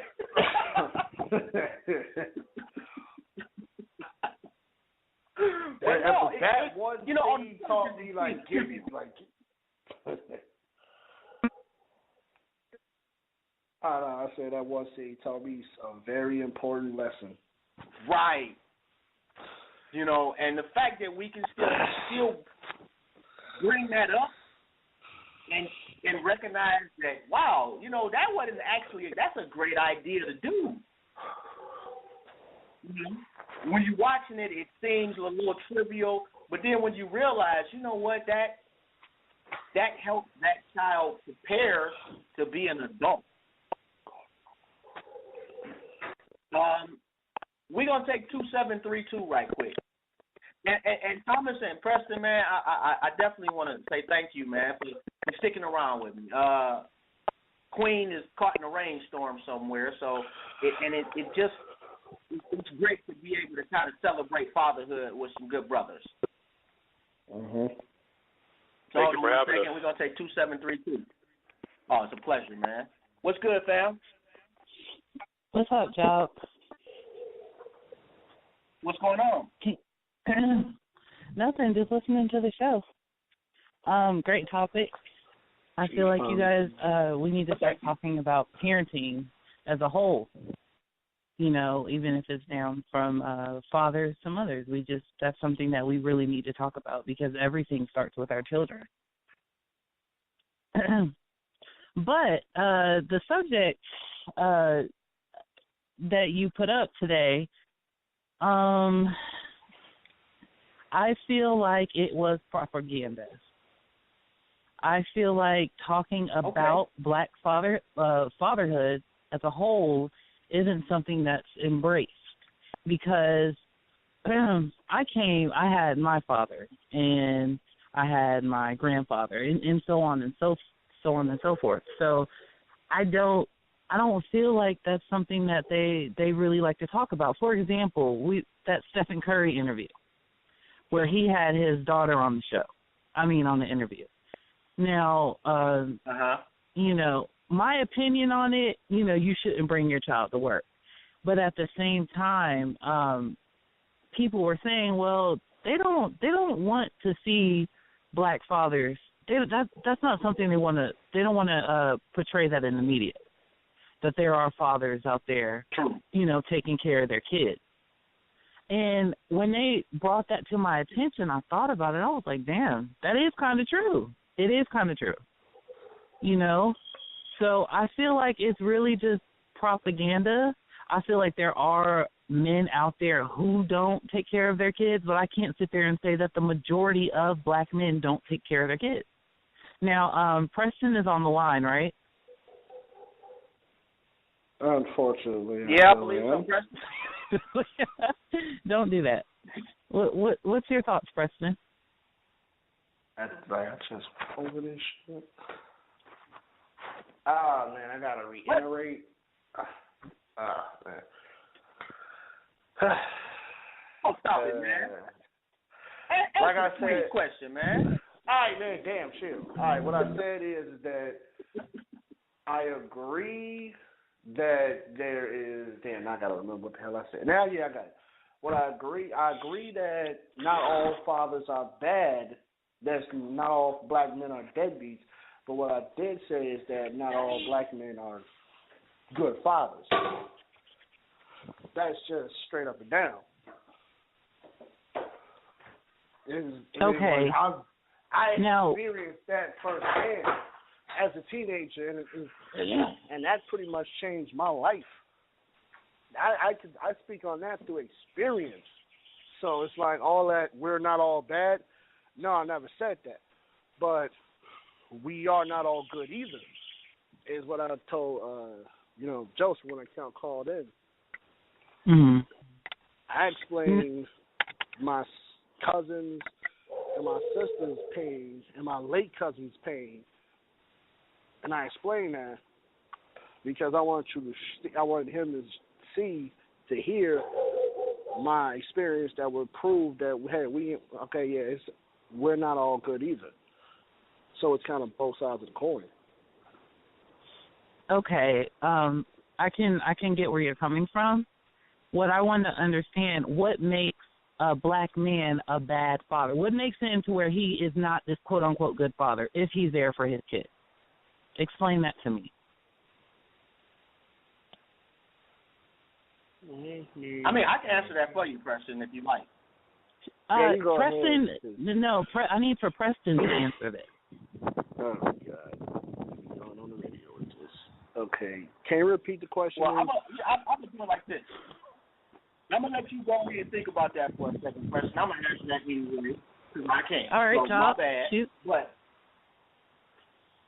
just being in your child's life, let's say, just hypothetically, there's a couple, they're married, they both work, father comes home, sits in front of the TV every day, comes home at 5:30, sits in front of the TV and drinks a 12-pack. You are a bad father. Yep. If you come home and you beat the shit out your wife every day, you're a bad father. If your kids come home and see you sleeping with the neighbor, you're not doing your kids a service. Now, those things are not exclusive to black men. No. Okay, but let's refocus them on black men. Let's let black men be the topic. This is Thomas. If I may interject. Well, the only reason I said that is because it's Black Fatherhood Crisis, and to say crisis is it implies that it's exclusive to us to a certain extent. The way I put it out here, and it is not. And I agree with Preston. You can't deny that. Yeah, there are just some idiot brothers out there who ain't doing their job. My contention is that there are more brothers that are good fathers, that are strong leaders, that are kings, that help not only their children but their community. Now, I personally don't see that representation on a grand scale. You don't, like I said, you don't see it on TV. It's not celebrated. It should be celebrated that not just a father, but a mother, and that the black unit, what's going on with that? Who is that? Now, I'm glad you brought that up because there was this video that surfaced over social media, and it was it's a little bit off topic, but it was with this guy. He was disciplining this 14-year-old boy who stole his credit cards. He caught him stealing his credit cards out of his pockets, right? And he asked him if he wanted to go home and tell his mom or should he physically discipline him. And the comments I read under there, people were like, well, no, nobody should be hitting my kids. I do agree I agree somewhat. But to me, I feel like I'm strong on that theory that it really takes a village to raise a child. And I feel like women, not all women, but most women have, because we have to step up and do our part, and naturally we inherited these traits from our grandmother and our mother. We stopped letting men do what they're supposed to do to be a dad. And I think that's where me and Mr. Preston, kind of bumped heads, where he ultimately said, well, the black woman is the reason why we have such this lack of black men. And I really wanted to highlight that because that is so not true. It is so not true. I mean, I agree it's not true, but you kind of said the same thing, though. Yeah, but she don't notice that, though. Oh, my God, please.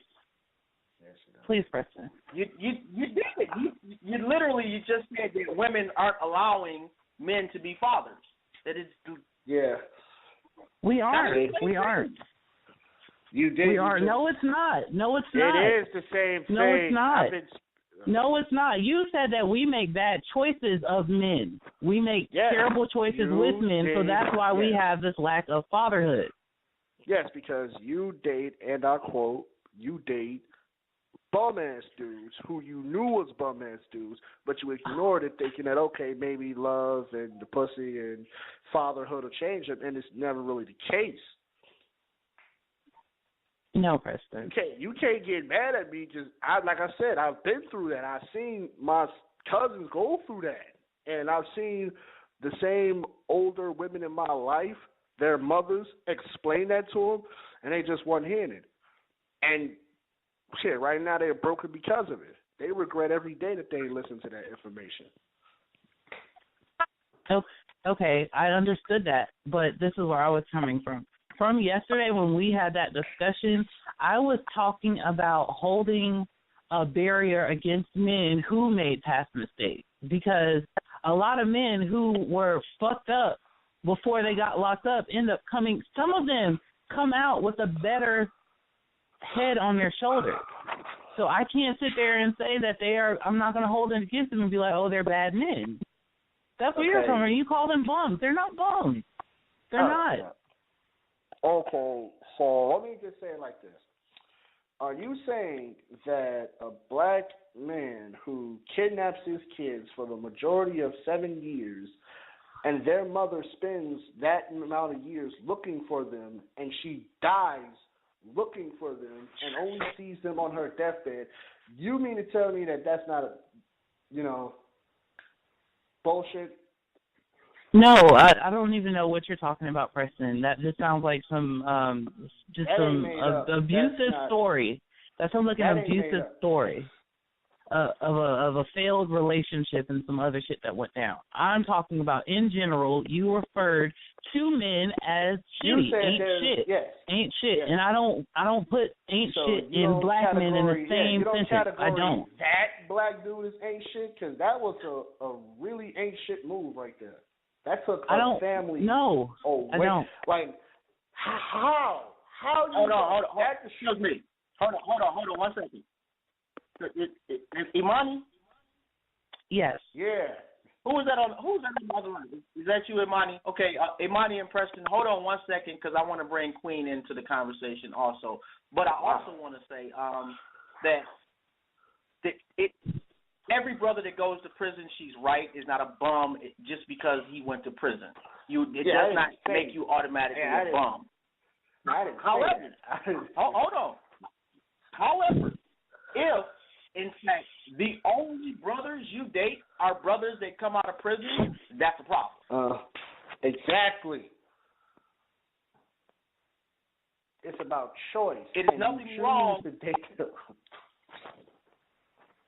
If I may interject at this point, this is Thomas speaking right here.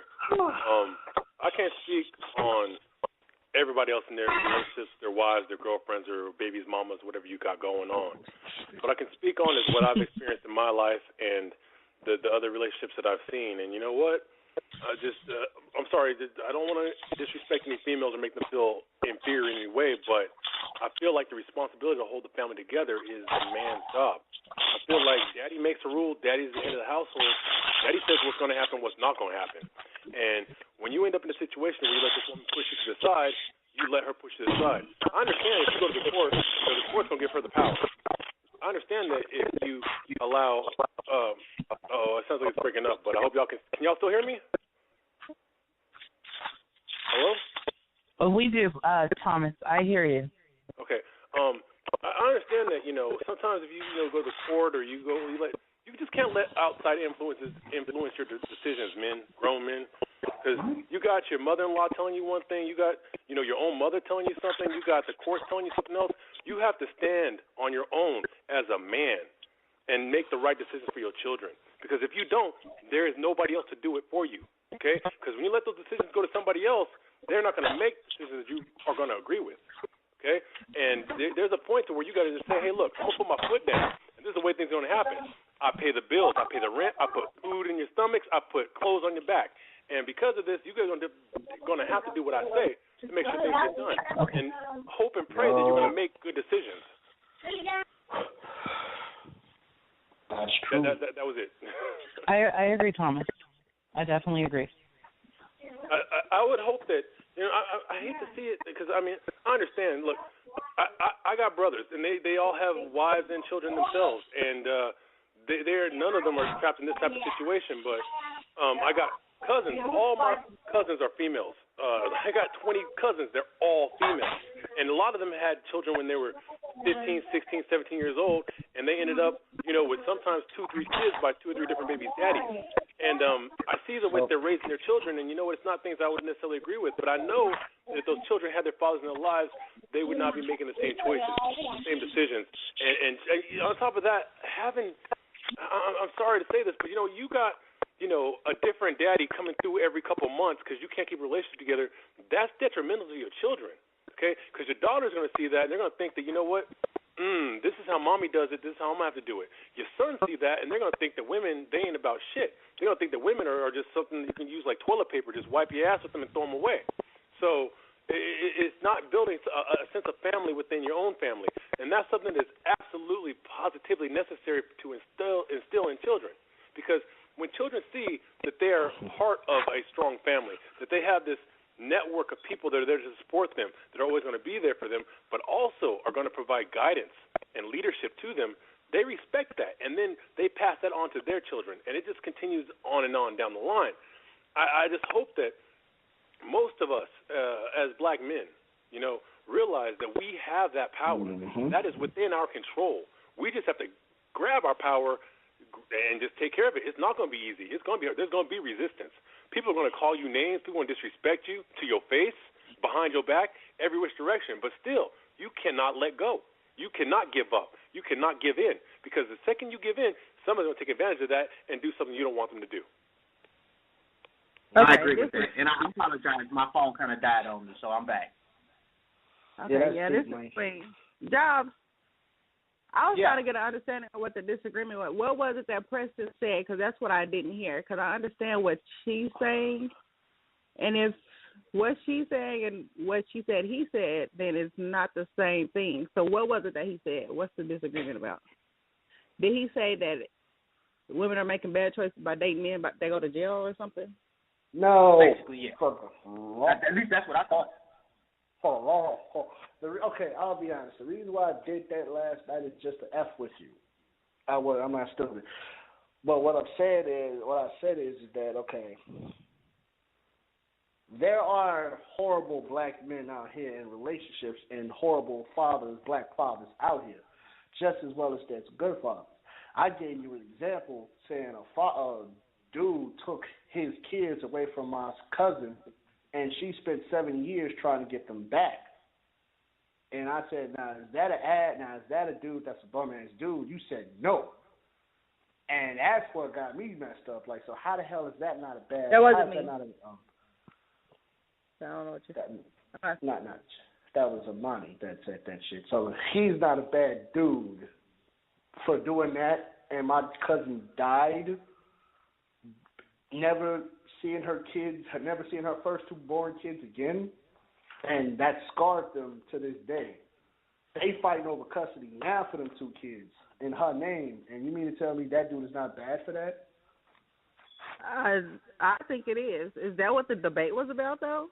No, you said we're not going about debate. No, you said not you. I just got back on the phone. This is Queen. Oh, no, you good. You Queen. I'm talking about Amani, the other one. The other one. Okay, I'm here. I'm sorry. I had to step out. Okay, so Preston, he took the baby and just ran away with the baby. No, that's not good. That's bad for the ran kid. away. Like, let's say it like this. I'll explain the story again. The baby daddy finds out that my cousin has a boyfriend now. He has a girlfriend, so he just takes it the wrong fucking way. So they have a little, okay, we ain't together, but, you can still see your kids. I'm never going to do that to you. That's cool. You know what? I done been in that situation. You ain't even got to explain it no more. I already know what you think to say. I got to explain it to the other one. He takes the kids and for a summer, never brings them back. They go out of town, numbers change, phones change, no Facebook, no shit. Just like 7 years, none. And we finally see the kids on her deathbed, and it causes a big ruckus at the hospital because we got to get them kids away. These kids, I'm sitting up here having a conversation with the little boy, and I'm telling him he doesn't really believe that his dad did anything wrong. His dad mind fucked him in thinking that he did the right thing because his mother was not a good parent when she was the perfect parent ever because they was always clean, they was well educated, they just had stuff that no other kid had, and it just was bad. I'm telling him, like, kid, you was this little when I saw you. Now you this damn big. You like, and when I said that there's bad in the world and there's bad black fathers out there in the world, she said, no, it's not. And I'm like, okay, that motherfucker's bad. How you sitting up there saying he's not? You can't, like, a family's scarred for that now. And they'll never get to see their cousins.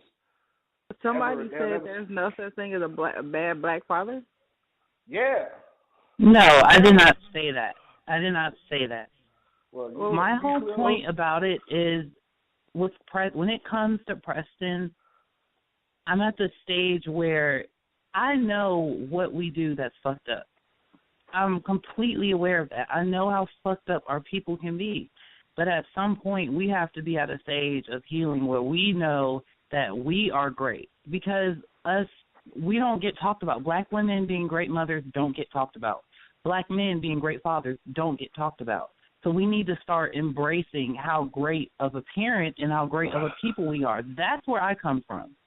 And I feel like if I've had these conversations with him personally over, how many times are we going to talk about what we do? How many times? When I know what we do. Let's start using our words. That's where I'm coming from. I wasn't disagreeing with Preston because there are fucked up people. I know this. Yeah.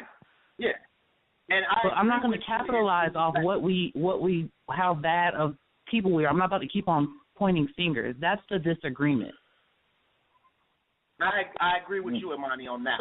And Preston, well, to a certain extent, I want to say. Hold on. I'm sorry. Hold on 1 second though. We only got like 7 minutes left. I just want to let y'all know that. But Preston, that's a horrible situation, but that can't define who we all are. But it's not. Yes, because I said in the beginning that there's good fathers and then there's horrible fathers. I said that in the beginning before I even explained the story. So it was meeting you halfway. Like, yeah, there is good fathers out there. But, yeah, let me explain to you how it's also bad fathers out there, too. And I agree with that. Okay, and I just want to say that. Okay, I just want to say that to a certain extent, on some situations, certain things do have to get pointed out so they can be addressed. The same things don't need to keep being addressed if there's no change, but certain things do have to be pointed out or to be addressed and changed. They can't be ignored because if you're ignoring the situation, there's no way to fix it. Correct. Sweeping it under the rug. Like there's a lot of stuff that's going on that just keeps going on, and I'm like, as far as the groups or whatever, there are people who are just steady talking and talking about the same things over and over and not doing anything. Like Facebook revolutionaries, like Job said earlier, Facebook conscious people, stuff like that. People are not putting action to go with their words, and it's just constant conversation, which is why I've been avoiding being on there so much because I don't like all the talking. Well, you better than me. I play an asshole most of the time because I'm waiting for the solution and I never get it. I'm just be really watching. I think that when it comes down to the solution, there already is a solution, and people have their own methods of going about their solution. So whether it's voicing and verbally spreading a message on Facebook, then so be it. You do whatever the hell you want to do to get your message across to quote unquote awaken people. So okay. I can't sit there and say we can define what somebody is doing, because I think we all might be doing. I don't know what people do, I don't know. I know you're doing your own thing, Queen. So I can't speak on physically what you do, just like you can't speak on what I do. We are on, two different agendas. But my whole thing is, as long as we are working on the same goal, then we will be good. That's how I look at it. Okay, as far as solutions, people, you can't wait on solutions. You have to be a part of the solution, create your own solution and do something. And as far as not pointing out specific people, but if you pay attention enough to people around you, if you experience a lot of things, you can tell when people are doing nothing but talking, whether it be in face, on the internet, over the phone. You can tell. And I'm very good at reading people. So I'm not saying you specifically, I'm saying that people do. That's what the stuff that I get tired of. That is true. You have to be a part of the solution. You have to create something, do it, and don't wait on anybody else to do it, because too many people are sitting around waiting instead of just getting up and doing. It don't teach people in your neighborhood, or it's a lot of stuff that can be done that needs to be done. I'm sorry, but we got some kids in the background and a little noise. Who's that? That is true. That's very true. Well, we got like 3 minutes. And person, you need to quit being so negative when you keep being the bad guy, but so that's why everybody calling you coon and the bad guy. You gotta, really represent what you. Cause I was like, what the hell? Y'all. Yeah. Here's the thing. I actually like Preston, y'all. Like for real. Like it's no hate between us.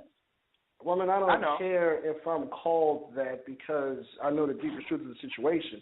It's just that it needs to be said, and it keeps going unsaid. And but you keep on saying it to me. Like, I don't care about nobody else. I'm talking about you and I. How many times are you going to tell this to me? Okay, well, the reason why I keep saying your ass is you don't hear anything. Imani, hold on. I'm off, y'all. I'm off, y'all. I know you got to end the show. Hold on. We got 2 minutes left to go, okay? So I'm about to wrap this show up. And I'm gonna have to meet y'all. I don't know who kids those are, and I love the kids, but we're gonna have to do this for a second. Okay, but my point is, and Preston, it's not what you say, it's how you say it sometimes, I guess. I just noticed some stuff today. I was wondering, I ain't call you no cool. It takes a lot for me to use the word, but it just like certain things being said. I don't even know who you is though. Queen Shanika. Oh, okay. How you doing? My co-host. Okay, can I finish now? Yeah. Go ahead. Yeah. All right, but here's the deal. The reason that we brought this topic and the way we brought this topic is because, quite honestly, if I had posted, something glowing about fathers, the response would have been minimum. So I understand where Preston is coming from as far as the way he says things. Do I agree with him? And me and him talk. I don't agree with some of the shit he says. Some of the shit he says I do agree with. However, the way he goes about it elicits a response. And until we learn to talk about some things, we're going to always have the same problems. We need to discuss some things, and then we also need to discuss some solutions. And not only discuss those solutions, but put some solutions in place. But unfortunately, the way our society is nowadays, if it's not shocking, it's ignored. So if he has to shock a motherfucker to get somebody to wake up and think, then shock their ass. I don't think that Preston is a coon. I think that he says some things that are coonish occasionally. There's a million people that have done that. But if you actually listen to his story, then you understand where he's coming from. And he is emblematic of a lot of us, is that we got a lot of pain inside of us, and we don't know how to let that pain out effectively. So when somebody is showing you that they hurting, stop beating their ass. Listen to them for a second. I get this all the time. Well, that's just not me. That's just not me. If it's not you to listen, then it shouldn't be you to dictate or to correct. You can't do one without the other if you want to have success. It's okay to correct somebody, but you got to listen to them too. They're people. Fatherhood is not a crisis to me. I think we got some brothers out there that is doing the damn thing. I want to end the show saluting y'all because I, for one, appreciate you.